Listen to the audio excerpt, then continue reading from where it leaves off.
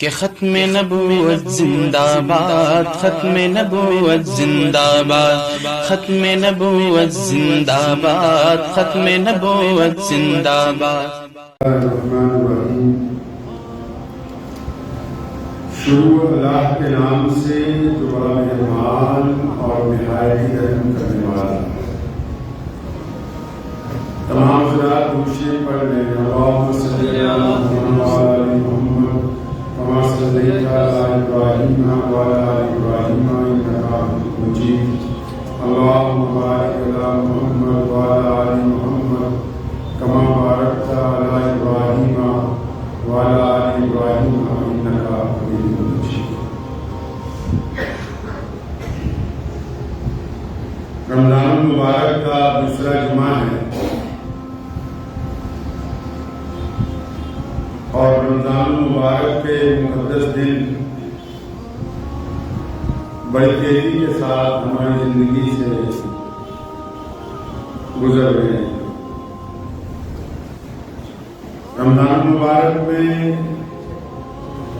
جہاں عبادات کا اہتمام کیا جاتا ہے، اخلاقیات کا اہتمام کیا جاتا ہے، اپنی روحانی کیفیت کو درست کیا جاتا ہے، اپنی زبان کا استعمال سنبھال کے کرتے ہیں، اپنے آنکھوں کا استعمال، کانوں کا، ہاتھوں کا۔ وہیں رمضان المبارک میں ایک عام رواج پڑ گیا کہ رمضان شریف کے مہینے میں ہی پوری دنیا کے مسلمان جو ہیں وہ زکوٰۃ کی ادائیگی کرتے ہیں۔ زکوٰۃ اسلام کے بنیادی ارکانوں میں سے ایک۔ بہت سارے لوگ یہ سمجھتے ہیں کہ رمضان میں زکوٰۃ دینی ضروری ہے، جبکہ زکوٰۃ کے لیے حکم ہے کہ جب وہ ایسا مال جو آپ کی ضروریات سے زیادہ ہو، جب اس پر 1 سال گزر جائے تو اس میں سے 2.5% نکال کے اللہ کے راستے کے اندر دے دیا جائے۔ زکوٰۃ کے متعلق اگر ہم غور کریں تو اللہ تبارک و تعالیٰ نے قرآن پاک میں زکوٰۃ کے جو معنی، زکوٰۃ کا جو مفہوم، زکوٰۃ کی جو وجوہات بیان کی ہیں، اور نبی علیہ السلام نے جو ہماری تربیت فرمائی زکوٰۃ کے معاملے میں، تو ہم تو اس زکوٰۃ کو بہت پیچھے چھوڑ آئے ہیں۔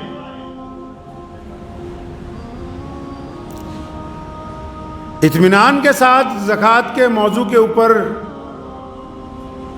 قرآن پاک کے احکامات کو، احادیث کو اگر دیکھتے ہیں تو ہماری زکوٰۃ تو اس زکوٰۃ کے ساتھ میل ہی نہیں کھاتی جو پیارے پیغمبر محمد رسول اللہ صلی اللہ تعالی علیہ وسلم نے دینے کے لیے حکم فرمایا ہے۔ پہلی بات تو یہ سمجھ لینی چاہیے زکوٰۃ ہے کیا، یہ ہوتا کیا ہے۔ دیگر مذاہب میں بھی اس کا ذکر آتا ہے۔ اسلام نے اپنے بنیادی ارکان میں سے، یعنی جو بنیادی چیزیں ہیں، توحید کے بعد نماز، روزہ، حج، زکوٰۃ، اور بعض مورخین نے اور بعض ائمہ نے لکھا ہے کہ توحید نماز کے بعد پہلے زکوٰۃ ہے، پھر روزہ اور حج ہے۔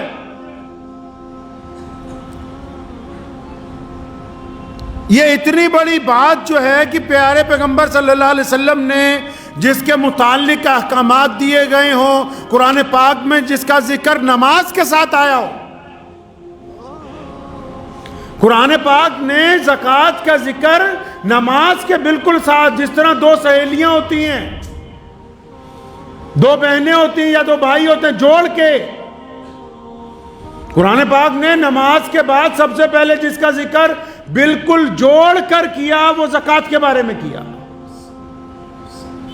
اب زکوٰۃ ہے کیا، زکوٰۃ دینی کس کو ہے، زکوٰۃ دینی کیسے ہے، زکوٰۃ دینے کی وجہ کیا ہے، زکوٰۃ بنائی کیوں گئی، زکوٰۃ کا معنی کیا ہے، یہ کچھ پتہ نہیں۔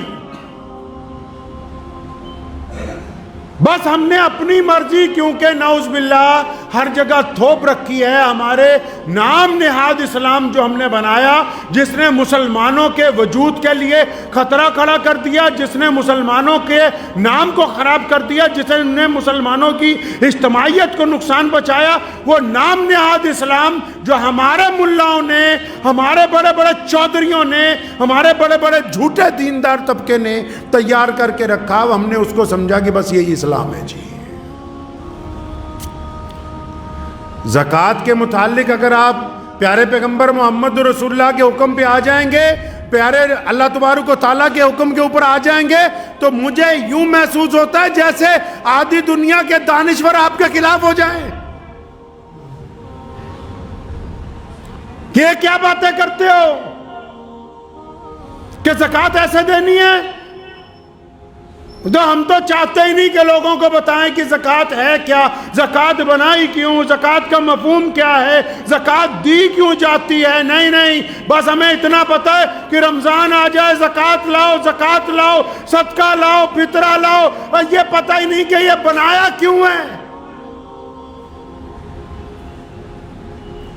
بنٹا دھار کر دیا سارے کا سارا. ایک ہوتا ہے نا نمبر رونگ مل جائے، یا تو پوری ایکسچینج ہی پٹھی جگہ لگا دی لے جا کے. سارے سسٹم کا نظام اپنی من مرضی کے ساتھ. قرآن پاک نے نماز کے ساتھ زکوٰۃ کا حکم دیا. کیوں؟ کیونکہ حکم ہوا کہ نماز کے ذریعے رب راضی کرنا ہے اور مال کے ذریعے رب کے بندوں کو راضی کرنا ہے. نماز سے اللہ کو راضی کرنا ہے، اور نماز کے بعد جو اللہ نے ہمیں دولت دی ہے اس کو خرچ کر کے اللہ کے بندوں کے دلوں کو راحت پہنچانی ہے. فرمایا تاکہ تمہارا مال پاک ہو جائے. مال کو پاک کرنے کی بات کیوں کہی؟ زکوٰۃ کے ذریعے مال کیوں پاک ہو جائے؟ کیونکہ امت محمدیہ صلی اللہ علیہ وسلم میں پیارے پیغمبر نے فرمایا، حدیث کا مفہوم ہے، فرمایا ہر ایک امت میں ایک فتنہ ہوتا ہے، میری امت کا فتنہ مال ہے. اب 3 نیتوں کے علاوہ بندہ اگر پیسے کماتا ہے تو پیسہ خراب ہے. پہلی نیت یہ ہو کہ مجھے کسی کے آگے ہاتھ نہ پھیلانا پڑے، اس لیے میں کام کرتا ہوں. دوسری نیت یہ ہو کہ مجھے اپنے گھر والوں کے لیے کسی کے آگے حاجت نہ روا کرنی پڑے، اس لیے کام کرتا ہوں. تیسری نیت یہ ہو کہ میرا رب جب مجھے پیسے دے گا تو میں اپنے رب کے راستے میں اس کے بندوں کے اوپر خرچ کروں گا. اگر نیت یہ ہے کہ میرا نام ہو کہ بڑی دولت والا ہے، اگر نیت یہ ہے کہ میری مشہوری ہو جائے، اگر نیت یہ ہے لوگ میری گاڑی کی، میرے کپڑوں کی، میرے مکان کی تعریف کریں، تو پھر وہ رب رسول کے نزدیک وہ کمائی اچھی کمائی نہیں ہے. قرآن نے کیونکہ انسانوں کی بات کی ہے نا. ابھی پیچھے ایک شادی ہوئی ہمارے دیش میں، جتنے یوٹیوبر تھے انہوں نے اس کو مذہب کا رنگ دیا. مسلمانوں نے اپنی جگہ، غیر مسلموں نے اپنی جگہ، لیکن اس پوری شادی میں اس دلہے اور اس کے باپ کی بے بسی کے وہ آنسو کسی کو انسانیت کے طور پر نظر نہیں آئے کہ دنیا بھر کی دولت اکٹھی کی جا سکتی ہے، صرف صحت نہیں خریدی جا سکتی ہے، خوشیاں نہیں خریدی جا سکتی. ناچنے والے خرید سکتے ہیں، خوشیاں نہیں خرید سکتا کوئی دولت کے ذریعے. اپنے جسم کی نشو و نما کو کوئی تبدیل نہیں کر سکتا. قرآن پاک نے کتنا بہترین مفہوم بیان کیا. حکم ہوا کہ نماز کے ساتھ زکوٰۃ دو. زکوٰۃ کس لیے دینی میرے مولا؟ اللہ تعالیٰ نے اپنے بندوں کو سمجھایا کہ تم اپنے مال میں سے، یہ تو محمد رسول اللہ کی امت کو کہہ دیا 2.5%. پہلے تو اللہ کو جب رسول اللہ سے پوچھا نا لوگوں نے، یا رسول اللہ کے راستے میں کتنا خرچ کریں، غریبوں کو کتنا دیں؟ فرمایا جتنا تمہارے پاس ہے نا، جو اپنی ضرورت کے لیے رکھ لو، باقی کا سارا اللہ کے راستے کے اندر دے دو.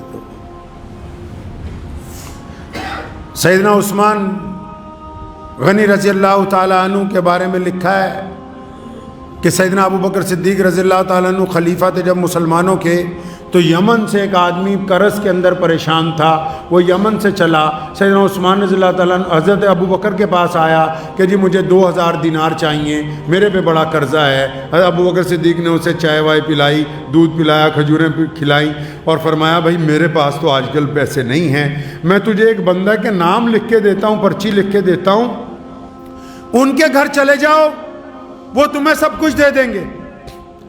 اب وہ کیا ہوا کہ وہ بندہ حضرت ابو بکر صدیق سے عثمان رضی اللہ عنہ کا پتہ لے کے حضرت عثمان رضی اللہ تعالیٰ ان کے کوٹھی پہ پہنچ گیا۔ جب دروازہ کھٹکھٹایا تو اندر سے حضرت عثمان رضی اللہ تعالیٰ عنہ اپنے بیٹے کو ڈانٹ رہے ہیں، بیٹے کو ڈانٹ رہے ہیں سیدنا عثمان رضی اللہ تعالیٰ عنہ۔ کون سیدنا عثمان رضی اللہ تعالیٰ عنہ؟ جن کے آج بھی مدینہ منورہ میں سب سے زیادہ کاروبار ہیں، جن کے بینک اکاؤنٹ آج بھی سب سے زیادہ ہے، جن کی مالیت آج بھی سب سے زیادہ کمائی ہوتی ہے، جن کے مال سے آج بھی پوری دنیا میں سب سے زیادہ غریب ملکوں کے اندر لوگوں کو کھانا کھلایا جاتا ہے، وہ عثمان رضی اللہ تعالیٰ عنہ۔ اور جب دروازہ کھٹکھٹایا نا تو عثمان رضی اللہ تعالیٰ عنہ اندر اپنے بیٹے کو کیا ڈانٹ رہے ہیں، اپنے صاحبزادے کو؟ فرمایا تو اتنا فضول خرچ ہو گیا ہے کہ تو دودھ کے اندر شہد کا چمچ ملا کے پیتا ہے، دودھ تو اللہ نے میٹھا ہی بنایا ہے اور شہد بھی میٹھا، تو اتنے پیسوں کی بربادی مچا رکھی ہے، یا تو دودھ پی لیتا یا شہد کا چمچ کھا لیتا، اتنی بربادی۔ اب یہ جو بندہ آیا تھا 2000 دینار مانگنے، اب اس نے جب بات سنی تو یہ تو پریشان ہو گیا، کہتا مجھے خلیفہ نے کس کے گھر بھیج دیا، یہ تو اتنے کنجوس ہیں، دودھ اور شہد پہ اپنے بیٹے کو ڈانٹ رہے ہیں۔ بڑے لوگ بڑے ہوتے ہیں، بڑوں کی باتیں بڑی ہوتی ہیں، بڑا وہ نہیں ہوتا جو اکڑ کے چلتا ہے، بڑا وہ ہوتا ہے جو جھک کے ملتا ہے۔ پہلی بات سیدنا عثمان رضی اللہ عنہ نے دروازہ کھولا، پہلی بات، جو بڑے ہوتے ہیں ان کی باتیں ہی نرالی، پہلی بات کہا میرے بھائی مجھے اللہ کے واسطے معاف کر دینا، میں نے تمہاری آواز تو سن لی تھی لیکن بچوں کو کچھ سمجھا رہا تھا، اس لیے تمہیں انتظار کرنا پڑا، اس بات کے لیے معافی چاہتا ہوں۔ اور اس کو پھر اپنے ڈرائنگ روم میں بٹھایا، جس کو بیٹھک کہتے ہو آپ، بیٹھک میں بٹھایا تو نوکر کو بلایا، فرمایا مہمان آیا ہے، دودھ لاؤ شہد ڈال کے، کھجوروں کا حلوہ منگوایا اس کے لیے، اور گھر میں جو کچھ مہمانوں کے آگے ایک رئیس آدمی پیش کر سکتا ہے وہ ساری چیزیں پیش کی۔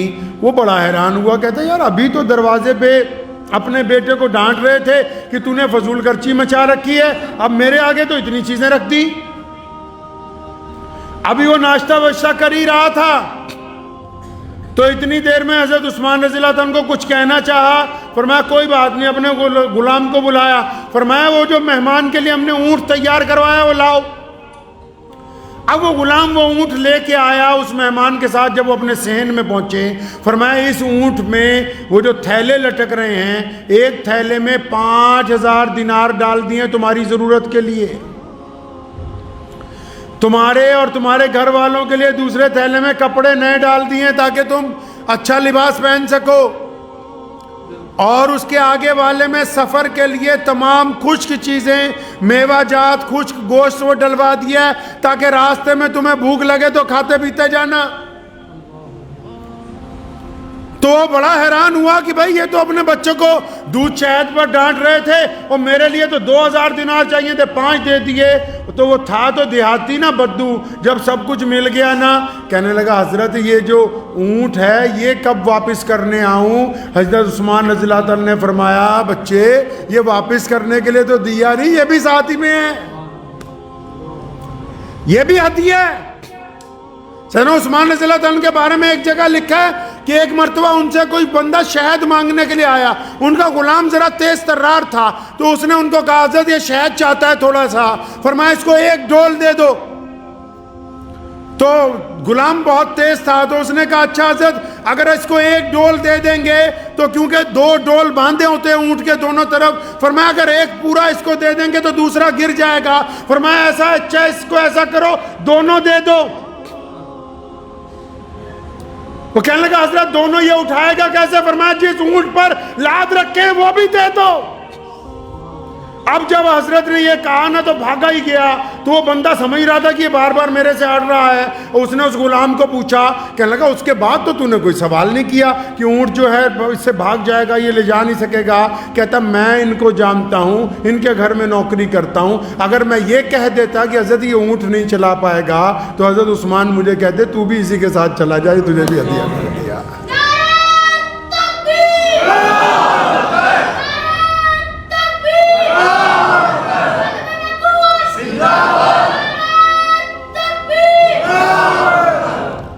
تو زکوٰۃ جو تھی اس لیے بنائی گئی تھی کہ اللہ تبارک و تعالیٰ آپ کے دلوں میں سے مال کی محبت کو ختم کر دے. پہلے زکوٰۃ کے مطلب سمجھ لو. زکوٰۃ اس لیے بنائی کہ آپ بھی دوسرے کے درد کو محسوس کر سکیں, آپ غریب آدمی کی تکلیف میں اس کے حصے دار بن جائیں, آپ مظلوم کی مدد کرنے والے ہوں, آپ جن کا کاروبار ٹھپ ہو گیا ان کے ساتھ کاندھے سے کاندھا ملانے والے ہوں. زکوٰۃ اس لیے تھوڑی بنائی کہ آپ بیٹھ جاؤ اپنی دکان کے اوپر اور 100 روپے سب کو بانٹتے جاؤ, اور وہ بھی آنے والا کہے حضرت اگلے سال میرا خیال رکھنا, اس نے بھی ارادہ کر رکھا ہے ساری زندگی مانگنے کا, تو نے بھی ارادہ کر رکھا ہے بیوقوفی کے ساتھ بانٹنے کا. اگر زکوٰۃ کو سنت کے مطابق لے آئیں گے نا, بہت سارے لوگوں کی میری یہ گفتگو شاید چپ جائے گی. محمد رسول اللہ جیسے زکوٰۃ دلواتے ہیں, دیتے ہیں, ہم میں سے کوئی اب اس کے اوپر نہیں ہے.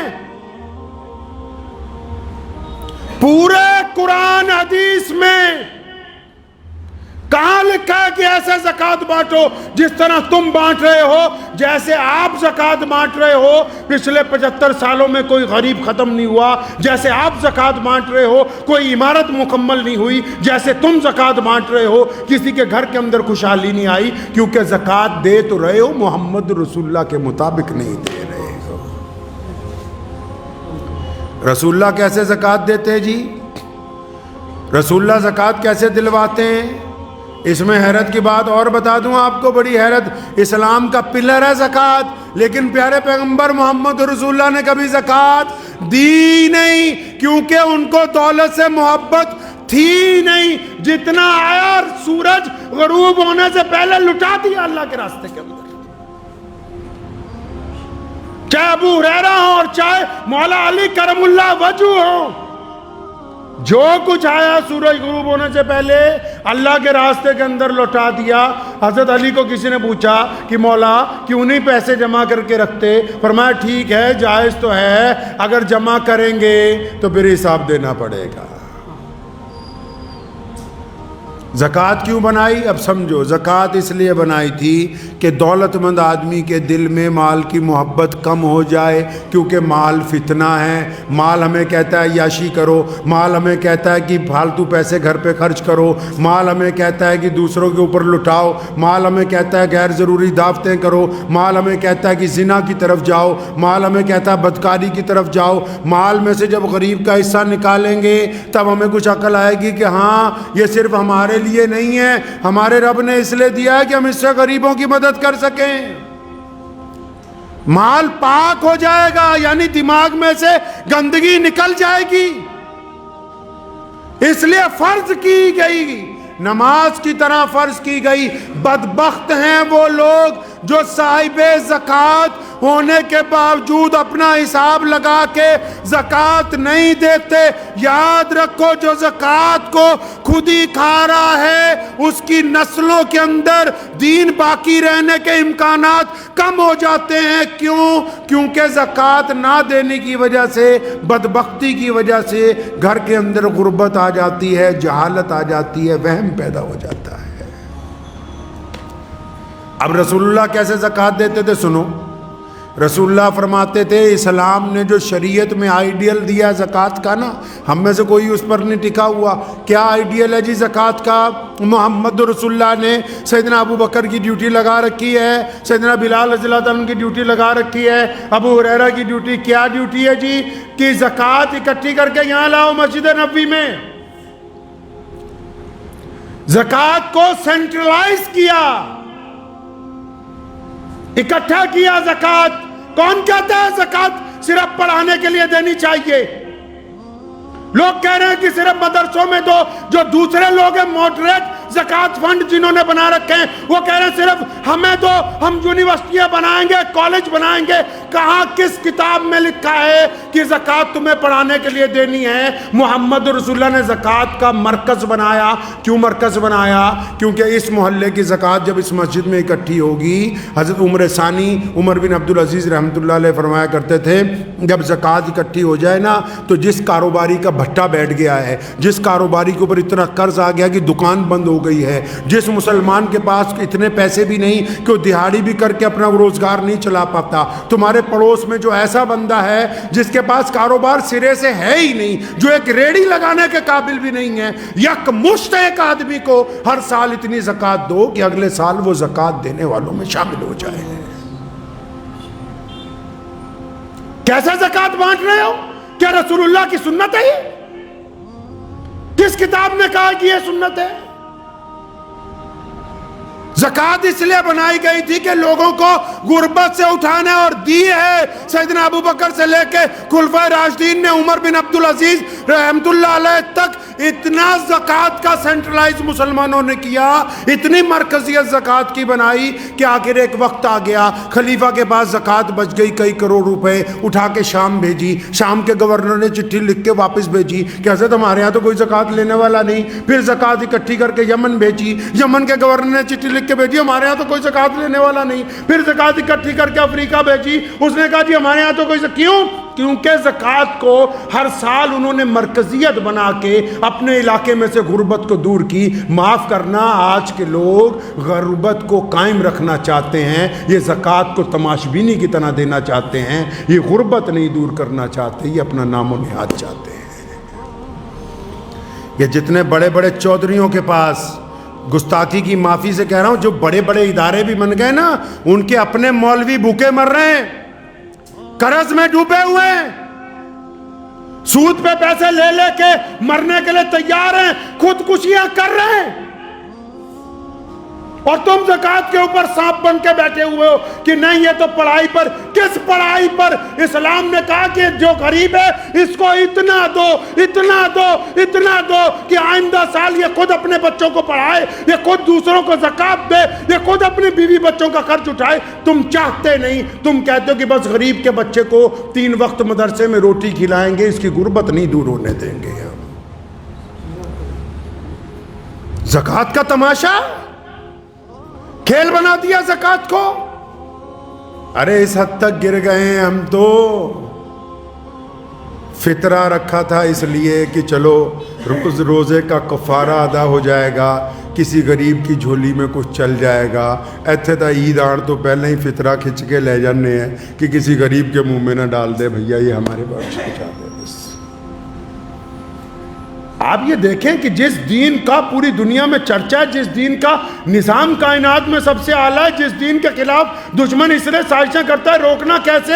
اس دین میں عبادت کے ساتھ مال کی ادائیگی اس حساب سے رکھی گئی تھی کہ تمہاری صفوں میں کوئی غریب نہ رہے, تمہاری صفوں میں کوئی محتاج نہ رہے, تمہاری صفوں میں کوئی ضرورت مند نہ رہے, تمہاری صفوں کے اندر کوئی مانگنے والا باقی نہ رہے. ہم نے اس نظام کو چھوڑ دیا. ہم نے سوچا صرف نماز پڑھنی ضروری ہے, زکوٰۃ تو ہم 1-1 روپیہ کر کے بانٹیں گے. تمہارا سکا بھائی غریب ہے, سکی بہن غریب ہے, تمہارا چچا غریب ہے, تمہارا تایا غریب ہے, تمہارا ماموں غریب ہے, تو اسے زکوٰۃ دینے کے لیے تیار نہیں ہے کہ 1 سال کی اکٹھی زکوٰۃ 2-4 لاکھ اس کو دے دوں, یہ سنبھل جائے. نہیں, تو کہہ رہا ہے جی میں 2-2 ہزار کر کے بانٹوں گا. اللہ اکبر. یہ زکوٰۃ کا نظام اسلام کے اندر تمہیں سمجھایا کس نے؟ اور زکوٰۃ تو یہ صرف وہ فرض ہے جو مالداروں پہ دینی ہے. اس کے بعد بھی قرآن نے کہا کہ جو دینا اللہ کے راستے میں اور دو, رکو نہیں, اللہ سے کاروبار کرو, رکو نہیں اللہ کے راستے کے اندر مال خرچ کرنے سے. ہم نے زکوٰۃ کے ساتھ کیا کر دیا؟ ہم نے کیا کر دیا زکوٰۃ کے ساتھ؟ بہت سارے تو ایسے ہو گئے کہ جی زکوٰۃ دینے کی ضرورت ہی نہیں ہے. عام سے محاورے کے ساتھ سمجھ لیجئے, آپ کے کوئی جسم پر زخم ہو گیا, آپ ڈاکٹر کے پاس چلے گئے, ڈاکٹر نے کہا چیرا لگائیں گے تو یہ 2-3% خون جو ہے 2-4 قطرے خون کے نکل جائیں گے تو یہ آپ کا زخم ٹھیک ہو جائے گا. تو آپ ڈاکٹر کو کہا کیوں؟ میں تو اپنے 2.5 قطرے خون کے نہیں دے سکتا ہوں کیونکہ جسم بھی میرا, خون بھی میرا. اور ڈاکٹر کہتا چلو کوئی بات نہیں. اب 2 مہینے بعد گئے تو پورا پیر ہی خراب ہو گیا. ڈاکٹر نے کہا جی پیر کاٹنا پڑے گا تو باقی جسم بچ جائے گا. نہیں جی پیر بھی میرا, ہڈی بھی میری, میں تو نہیں کٹواتا. کرتے کرتے اس زخم کی وجہ سے موت آ گئی. یہی زکوٰۃ ہے. دیسی زبان میں سمجھ لو, اللہ نے کہا مال کو پاک کر لو, دوسروں کی ضرورت کو سمجھ لو. ہم نے کہا 2.5% نہیں دینی, مت دو. نہ دینے کی وجہ سے مال کم ہونا شروع ہو جائے گا, نہ دینے کی وجہ سے نقصان شروع ہوگا, نہ دینے کی وجہ سے نحوست شروع ہوگی. کرتے کرتے جو 2.5% دینے سے برکت آنی تھی اس سے بھی چلے گئے. بڑی بڑی فیکٹریوں کو تالے لگ گئے ہیں مسلمانوں کی, جو کل تک یہ کہتے تھے کہ زکوٰۃ دینے کی ضرورت نہیں ہے, آج سڑکوں پہ بیٹھے ہوئے بھیک مانگ رہے ہیں لوگوں کے سامنے. اس لیے ذہن نشین کر لیں. میرا مقصد آج کے بیان کا یہ نہیں ہے کہ آپ مدرسے والوں کو اور لوگوں کو مت دیں, لیکن زکوٰۃ کو کم از کم اپنے محلے میں تو مرکزیت بناؤ. جتنے آنے والے ہیں ان کو بھی کچھ دو, لیکن جو تمہارے پڑوسی غریب ہیں ان کو تو صاحب نصاب بنا دو. جن بچوں کے ماں باپ غریب ہیں ان کو تو صاحب نصاب بناؤ. جن کے گھروں کے اندر ضرورت ہے ان تک تو مال پہنچاؤ. جو زکوٰۃ کے مقصد تھا کہ ہم نے معاشرے میں سے, سسٹم میں سے, سماج میں سے غربت کو دور کرنا ہے, آپ نے زکوٰۃ کے اس نظام کو چھوڑ دیا. آپ دوسری طرف چلے گئے, آپ زکوٰۃ کو 1-1 روپیہ کر کے بانٹنے لگے. یہ زکوٰۃ کی ادائیگی نہیں ہے. اور بھی سن لو, بیپاریوں کو بھی سنا دوں درمیان میں. کئی ایسے ہیں اڑ جاتے ہیں, نہیں جی میں تو زکوٰۃ میں کپڑا دوں گا, نہیں جی میں تو زکوٰۃ میں چاول دوں گا. ایک بات بتاؤ, کسی کے گھر میں ماں بیمار ہو اور تم کہو جی میں تو زکوٰۃ میں بکرا دوں گا, اس بکرے کو تو ذبح کرانے کے پیسے نہیں ہیں اس کے پاس. آپ کہو جی زکوٰۃ میں تو میں کپڑے دوں گا, اس کے بچوں کی فیس چاہیے, وہ تو کپڑا اس مال میں بیچ نہیں سکتا. اللہ نیتوں کو جانتا ہے. اپنے کنڈم مال کے ذریعے زکوٰۃ دینا چاہتے ہو, اپنے بیکار مال کے ذریعے زکوٰۃ دینا چاہتے ہو, اپنے اس مال کے ذریعے جو تم یہ سمجھتے ہو کہ بک نہیں سکتا, یہ تم سمجھتے ہو کہ تم نے زکوٰۃ دے دی. تم دنیا والوں کو دھوکہ دے سکتے ہو, اللہ کو دھوکہ نہیں دے سکتے. اللہ کو نہیں دھوکہ دے سکتے. اسلام کے اس رکن کو سمجھیے کہ جس کو نماز کے ساتھ جوڑ کر بیان کیا گیا. یہ تو بڑا آفاقی نظام ہے, بڑا خوشی کا معاملہ ہے, استقامت کی بات ہے کہ ہم غربت دور کرنے کے لیے تیار ہیں. یہ ہم نے کیا کر دیا زکوٰۃ کے ساتھ, اور کنجوس بن گئے. بھلے شاہ نے کیا نا کہ مالاں والے سخی نہیں ہوندے, مالاں والے سخی نہیں ہوندے, سخیاں کول مال نہیں ہوندے. مالاں والے سخی نہیں ہوندے, سخیاں کول مال نہیں ہوندے. ایتھے اوتھے دونوں جہاں سخی کدی کنگال نہیں ہوندے. کئی تو کنجوس بن کے بیٹھ گئے نا. کنجوس کے لیے بھی اللہ رب رسول نے لعنت بھیجی ہے. پیسے ہیں, دل چاہتا ہے کہ خرچ دوں, مال کی محبت نے رو رکھا ہے, ہائے میرے پیسے, ہائے میرے پیسے. قرآن نے کہا ہے کہ تو زکوٰۃ نہیں دیتا, اور یہ جن پیسوں پر فخر کرتا ہے, جس سونے چاندی پر فخر کرتا ہے, جو ڈلیاں چھپا چھپا کے رکھتا ہے سونے کی, فرمایا جب مر جائے گا, جب عذاب دیا جائے گا, انہی کو لکڑیوں کی طرح دہکائیں گے کہ لے اس سونے چاندی کا مزہ چکھ لے جو اپنے لیے جمع کر کے رکھتا تھا. یار سسٹم سمجھ نہیں آتا. آپ کو بینک والا آ کے بولتا ہے کہ 1 لاکھ روپے سال دو, یہ اسکیم ہے, اتنے فائدہ ہوگا. تو یہ جو اسکیم اللہ تعالیٰ نے چلا رکھی ہے, آپ کو یہ زیادہ اچھی نہیں لگتی؟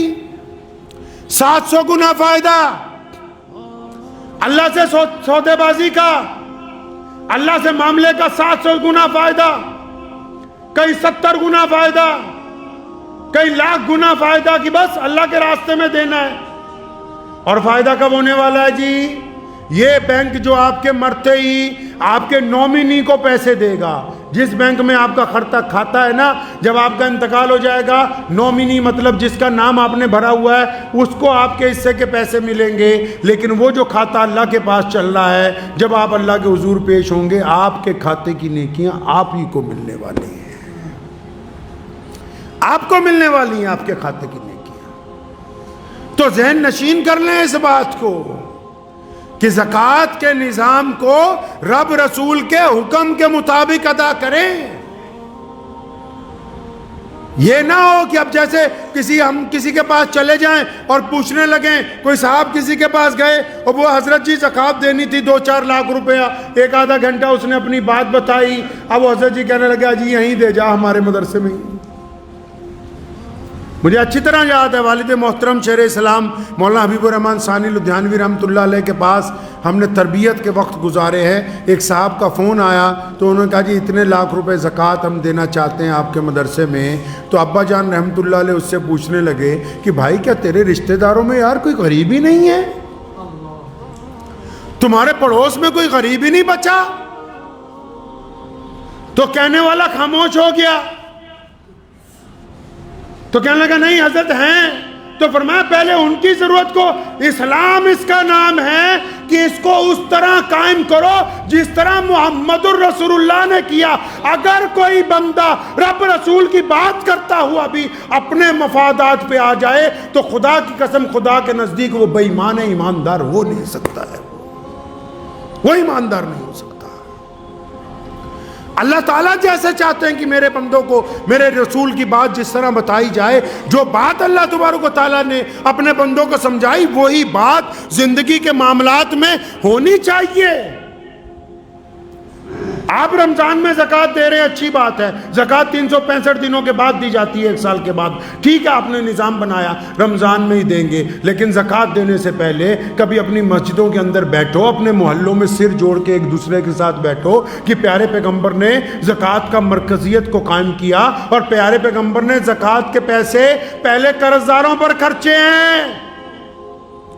سن لو ماڈریٹ مسلمانوں اور بڑے بڑے تعلیمی ادارے چلانے والوں, کہ جن غریب بچوں کو پڑھانے کی بات کرتے ہو پہلے ان کے ماں باپ کی غربت ختم کرنے کی بات کرو. رسول اللہ صلی اللہ علیہ وسلم نے زکوٰۃ کے پیسے سب سے پہلے کن پر خرچے گئے جی؟ جو لوگ قرض دار ہو گئے, جن کا کاروبار بند ہو گیا, جن کو سٹینڈ کرنا ہے. اور پھر اس حساب سے اس زکوٰۃ کو بانٹا گیا کہ ایک وقت آیا کہ آج اس زمین کے اوپر جہاں سے اللہ نے زکوٰۃ کو فرض کیا مکہ مکرمہ میں, مدینہ المنورہ میں, آج عرب کی زمین پر اس کے ساتھ لگتے ملکوں پر کوئی زکوٰۃ لینے والا ہے نہیں ہے.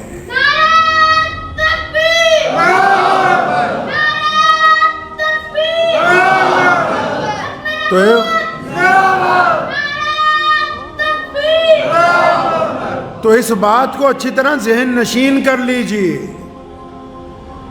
کہ ٹھیک ہے کہ پیسے بانٹ رہے ہیں. مثال کے طور پہ آپ کے محلے میں 50 لاکھ زکوٰۃ اکٹھی ہوتی ہے, 10 لاکھ روپیہ سفیروں کے لیے رکھ لیجئے کہ جو بھی جہاں سے آئے گا ہم اس کو خالی نہیں جانے دیں گے. اور لیکن 40 لاکھ روپیہ تو انہیں 1-2 غریب لوگوں کو دو جن کا کاروبار نہیں ہے, جن کی دکان بند پڑی ہوئی ہے, جن کے گھر کے اندر بیماریاں ہیں, جن کے پڑھے لکھے بچے موجود ہیں, نوکریاں ان کے پاس نہیں ہیں. ان کے اوپر پیسہ لگاؤ, ان کو کام کر کے دو, مانیٹری کمیٹی بناؤ جو دھیان رکھے کہ یہ پیسے کا صحیح استعمال کر رہے ہیں تاکہ اگلے سال وہ بھی تمہیں 10,000 زکوٰۃ دینے والے بن جائے. اپنے نظام کو درست کریں. اگر واہ واہی لوٹنے کے لیے پیسے خرچنے تو ان پیسوں کا کوئی فائدہ نہیں ہے.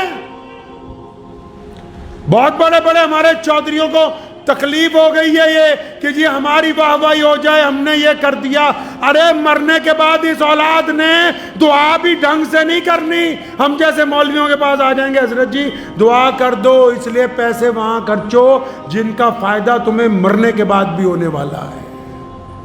جن پر خرچو گے وہ دعا نہیں بھی نہ کریں گے, ان کو جو فائدہ ہوگا اس کا ثواب آپ کی قبر میں آپ کو پہنچنے والا ہے. ذہن نشین کر لیجئے اس بات کو کہ ہم نے اپنے نظام کو درست کرنا ہے, پیارے پیغمبر حضرت محمد رسول اللہ صلی اللہ علیہ وسلم کے مطابق کرنا ہے. جس طرح نبی علیہ السلام زکوٰۃ دلوانا چاہتے ہیں ہم ویسے زکوٰۃ دینے والوں میں شامل ہو جائیں.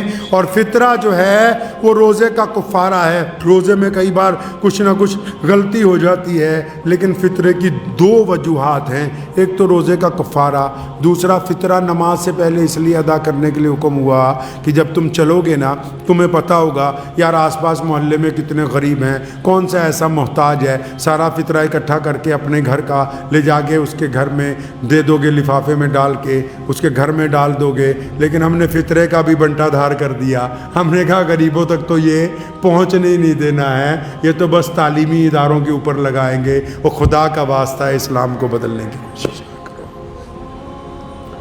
نظام کو جو لوگ اسلام سے ٹکرائے ہیں وہ کامیاب نہیں ہوئے. سن لو کام سے، جو لوگ محمد الرسول اللہ صلی اللہ علیہ وسلم کے نظام کو بدلنا چاہتے ہیں وہ دنیا میں کامیاب نہیں ہو سکتے. یہ مسلمانوں کی بات کر رہا ہوں، جو یہ چاہتے ہیں جی ہم بڑے مولوی ہیں، ہم بڑے ادارے والے ہیں، ہم بڑے چودھری ہیں، ہم بڑی مسجد کے پردھان ہیں، ہم بتائیں گے اسلام تمہارے باپ کی جاگیر نہیں ہے. اسلام کے بارے میں اگر کوئی بتا سکتا ہے تو صرف محمد الرسول اللہ صلی اللہ علیہ وسلم. جس طرح انہوں نے کہا ہے اس طرح چلنا ہوگا.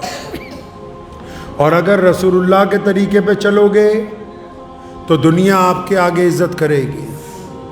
رسول اللہ کی اتباع کرو گے دنیا آپ کی اتباع کرے گی. اگر نعوذ باللہ اسلام میں غنڈہ گردی کرنے کی کوشش کرو گے، اسلام میں جواز نکالنے کی کوشش کرو گے، مصلحت کے نام پر مسئلے بدلنے کی کوشش کرو گے، تو پھر یہ ہے اسلام تو قیامت تک قائم رہنا ہے. تمہارا وجود ختم ہو جائے گا، کوئی پوچھنے والا نہیں ہوگا. دعا کریں، وقت بھی ہو گیا. اللہ تبارک و تعالیٰ مجھے بھی آپ سب کو بھی زکوٰۃ صحیح طریقے سے ادا کرنے کی سمجھ عطا فرمائے.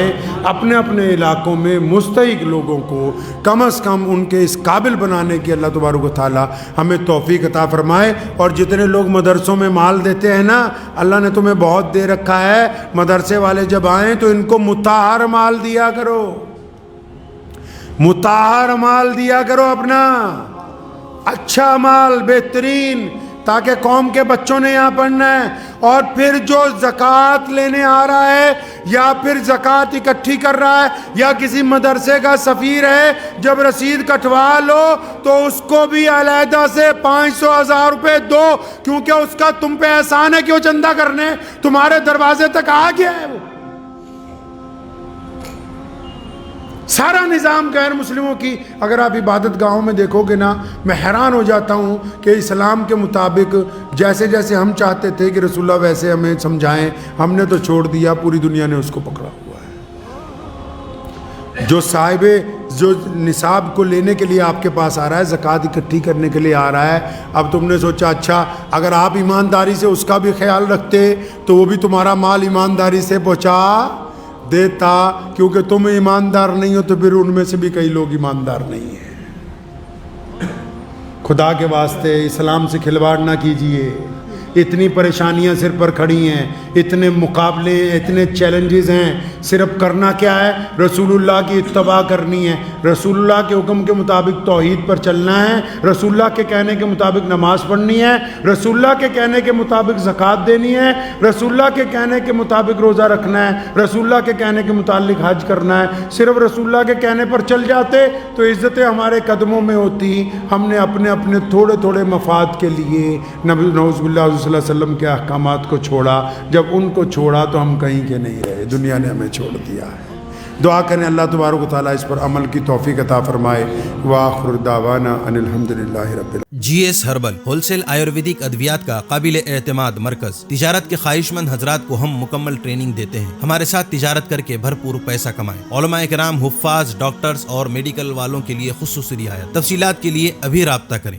قاسمی حج عمرہ ٹورز اینڈ ٹریولز حج عمرہ اور دیگر مقدس مقامات کی زیارت کا بھروسے مند مرکز. حج عمرہ جانے کے خواہش مند حضرات اسکرین پر دیے گئے نمبرات پر کال کریں.